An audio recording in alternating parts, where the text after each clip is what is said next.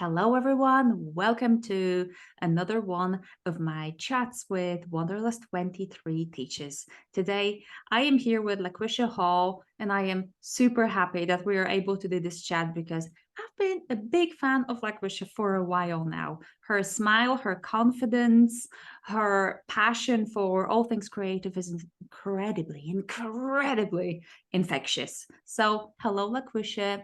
Thank you for joining me here today. And tell us a little bit about yourself, who you are, what you do.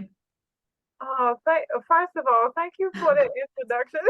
I'm No so problem. incredibly honored. I am such a fan of yours and Oh, just so incredibly honored to have been a part of Wanderlust for, I think this is my third year. yeah, yes. Good Um, job. Thank you. And thank you for seeing the incredible talents of all the people that you have invited. That speaks Oh, volumes of you. But I'll share some things that people may not know. I'm actually a public educator and teacher coach in Maryland in the US. And I've been doing that for 20 years.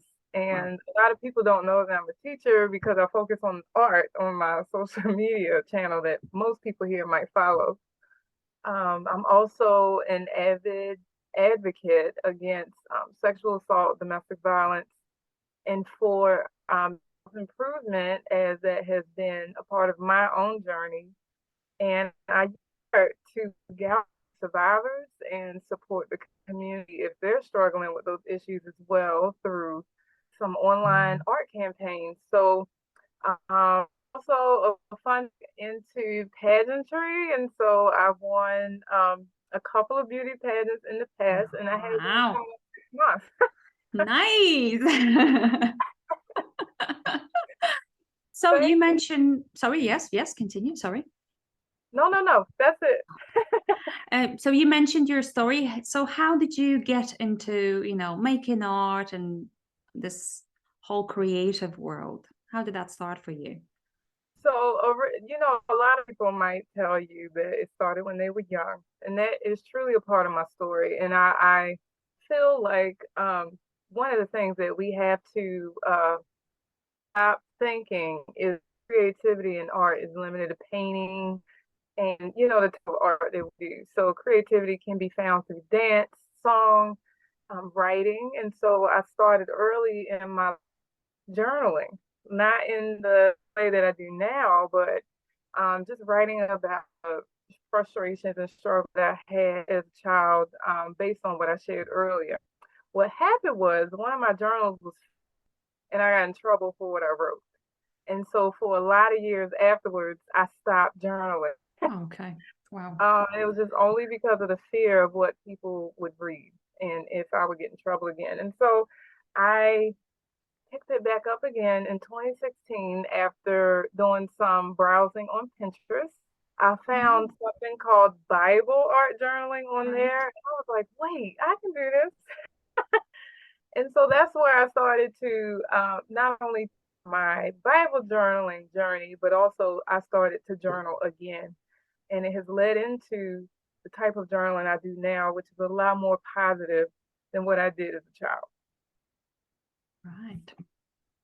So was writing things down in Yeah. past helping you deal with your experience? Was it like a relief? And how does it compare to what it gives you right now? Is it, celebrating joys or the other side? How does it work for you? So when I was young, I won't say that it helped me to write it down. I think Right. I was just so frustrated and I needed to get it out, but I knew that I would still face those issues every single day. And so I was unnerved by what I had to write and just hoping that I could come to some type of resolution to my problems. Um, Now I write very specific things every single day, and they're all focused on the positive experiences that I have.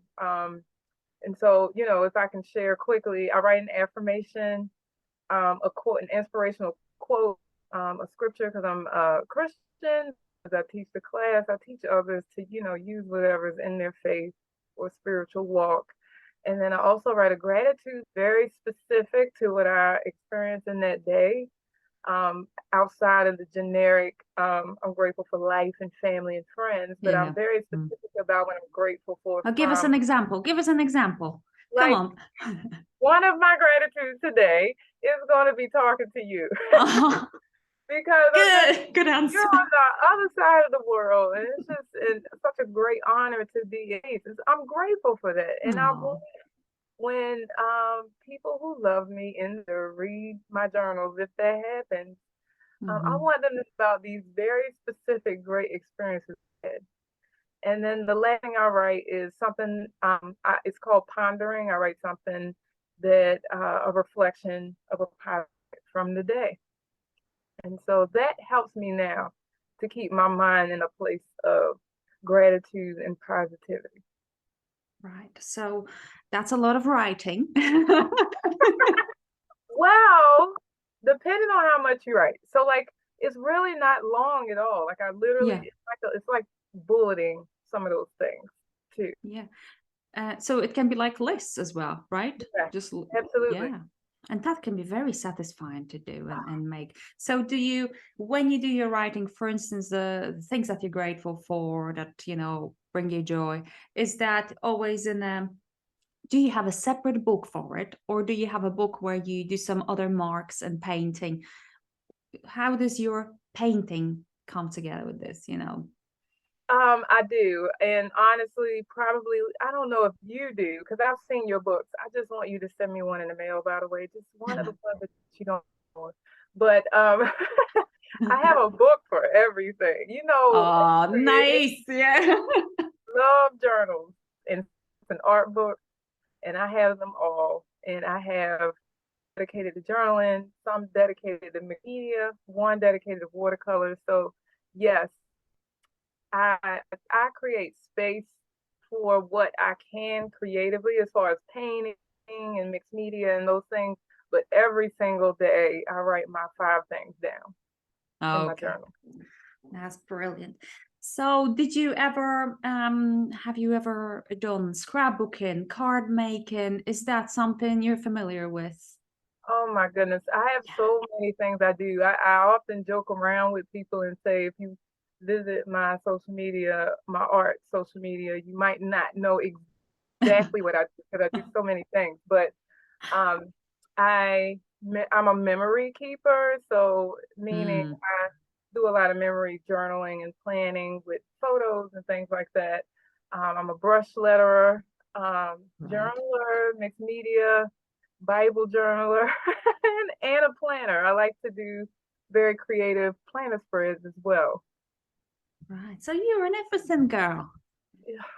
Everything art. Oh, hold on. That's why I'm here with you. That makes sense.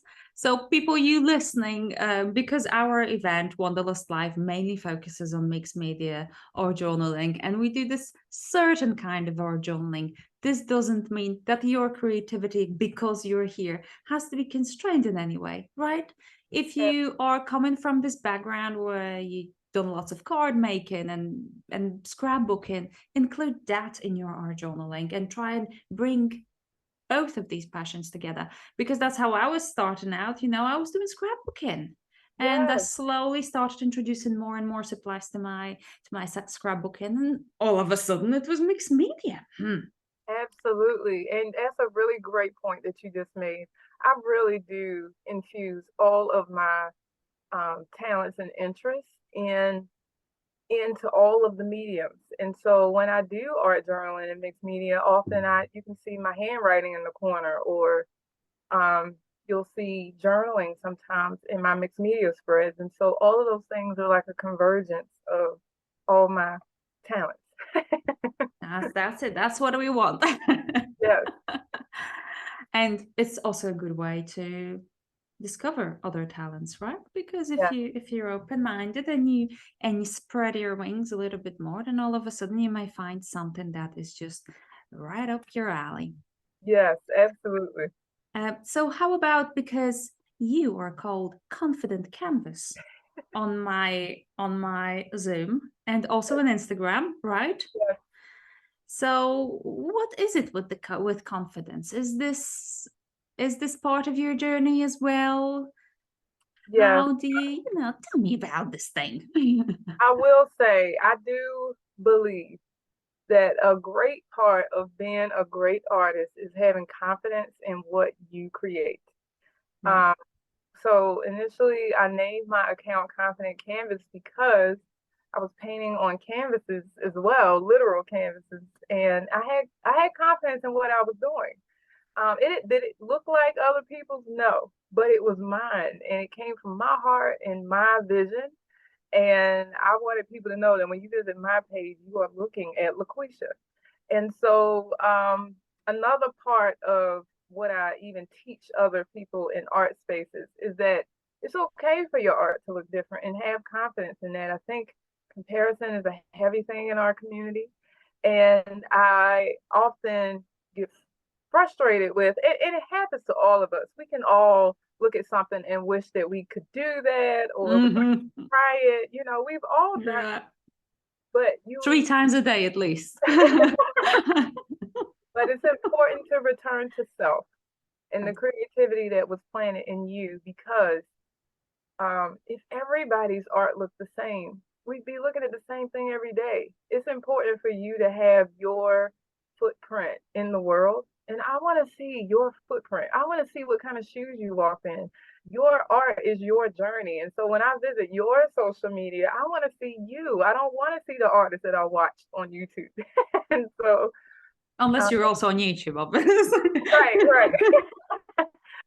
And so I think it's great to emulate until you discover. And when you discover, it's important to appreciate that you create.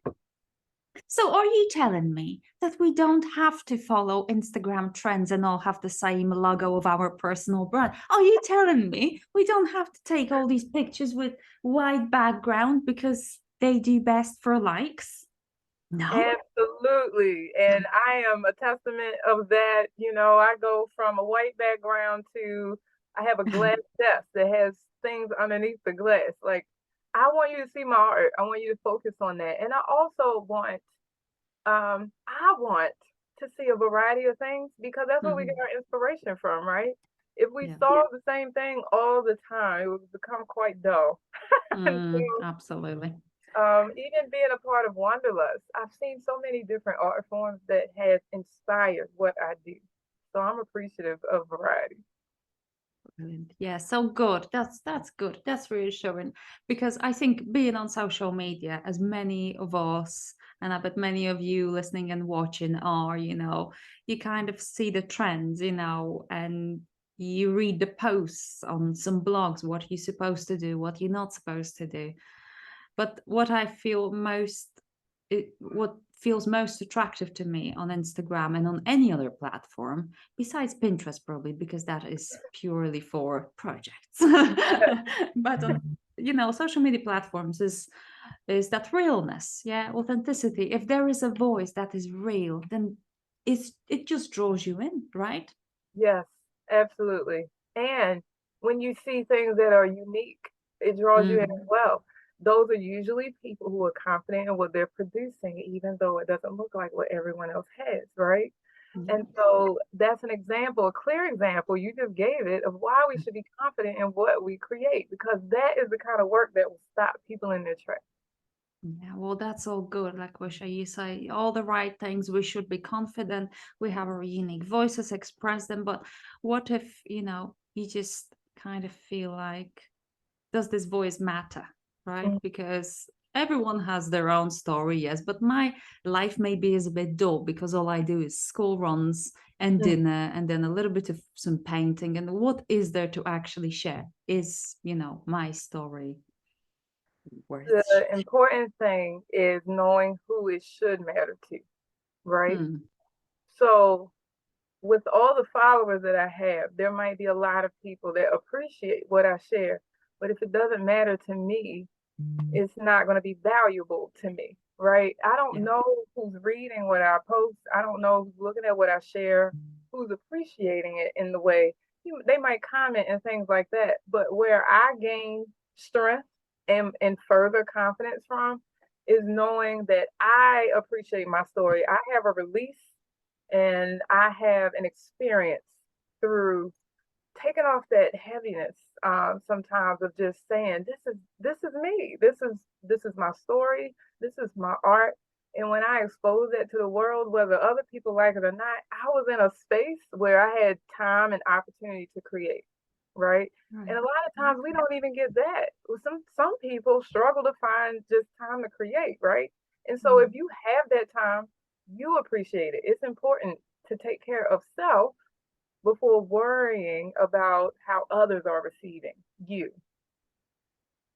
Well, that sounds, yes, makes sense. But what if, you see, I always a little bit of an argument.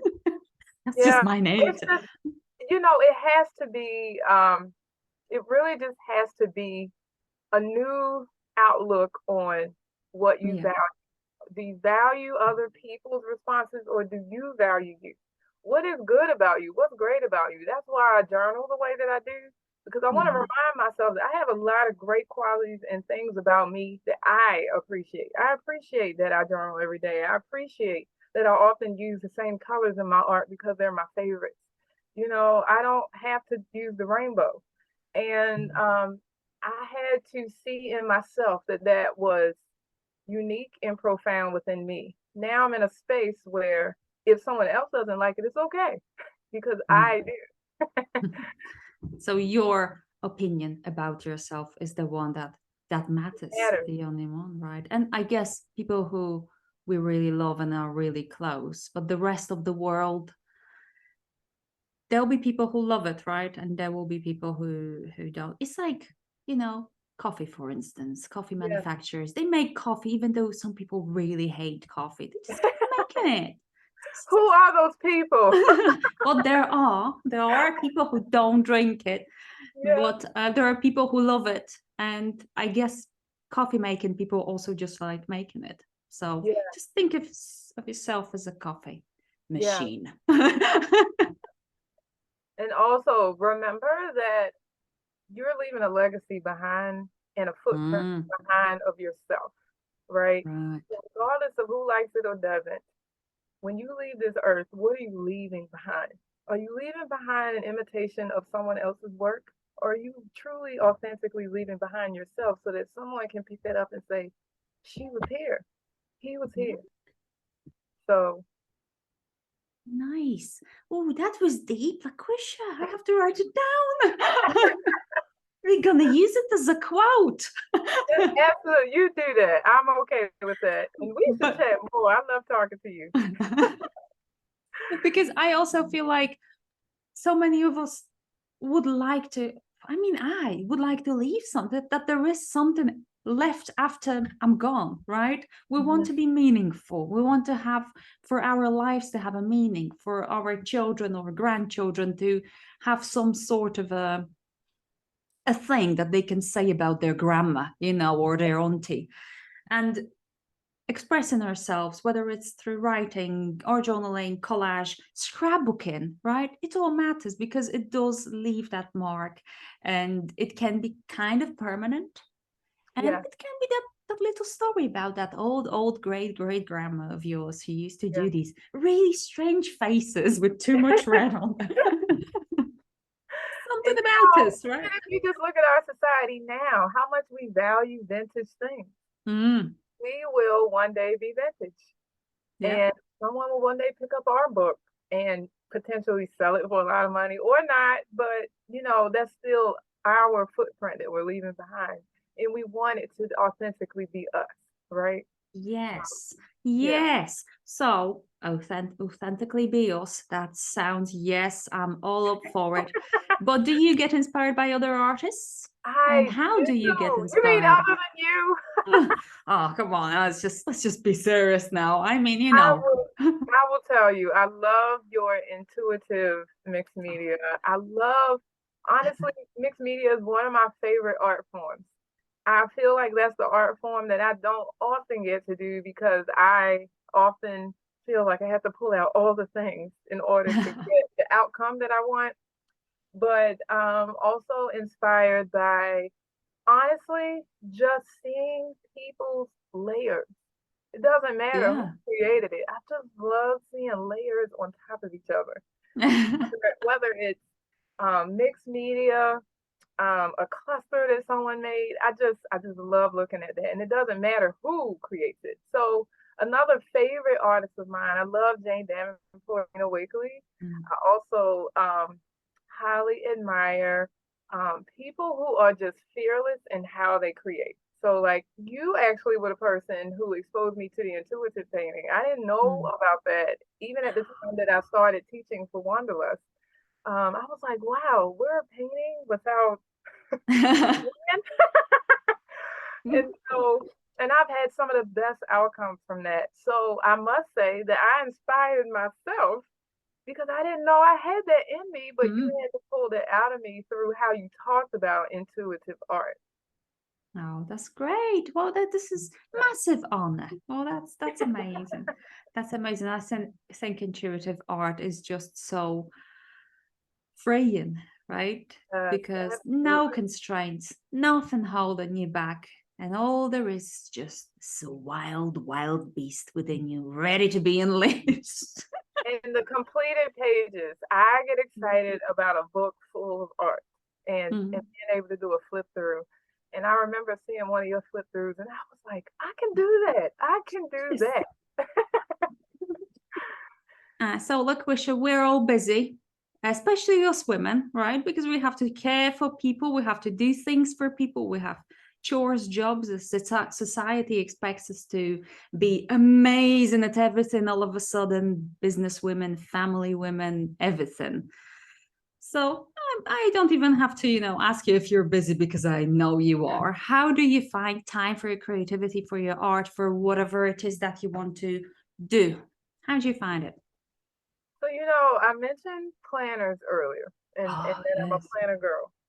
And I feel like we all have a way of planning, even if it's not writing it down in a physical book. We are intentional about making sure we fulfill the hours of our jobs, that we pick up our children from school or take them to the game on time and things like Mhm. that. We write all these things or record all of these things to keep track of it, but we don't keep track of ourselves. And so I often tell people that it's important to schedule yourself. And I think that the more that you can plan in advance, you can see where your open spaces are. So I encounter a lot of people who say, I just don't have the time. I get up, I'm helping my kids get ready for school, then I go to work, I come home, I'm caring for my household, and then I'm so tired and I go to bed. Well, I have suggested in the past being an early riser. Sometimes it's that 1 hour or half hour before everyone else gets up can change Mm. the of your day. And so that's my personal strategy. I get up early enough to do the journaling that we talked about earlier. And I have a routine, which I'm going to share soon, where Oh, I yes. literally, yes, I Mhm. literally get up, I make my coffee, I'm in my craft room, and I'm doing the things that I need to do within that hour. And so it's a sacrifice too. I want to say Mm. that because some people will say, "Oh, I'm not an early morning person," but you're making a sacrifice for yourself.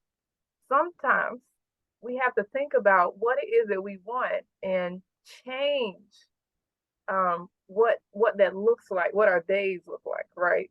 So you might not normally be an early riser, but with repetition, you could become one, right? If you schedule yourself every day, it's like following a pattern. Eventually, your body gets used to that shift and it becomes a routine for you, just like I'm going to share with my morning routine. But I think the biggest thing is just being intentional about planning for yourself.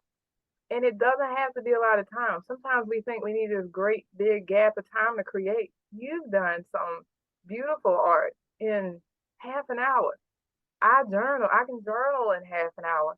And you might not finish, but you can take the time the next day to finish that in your next 30 minutes.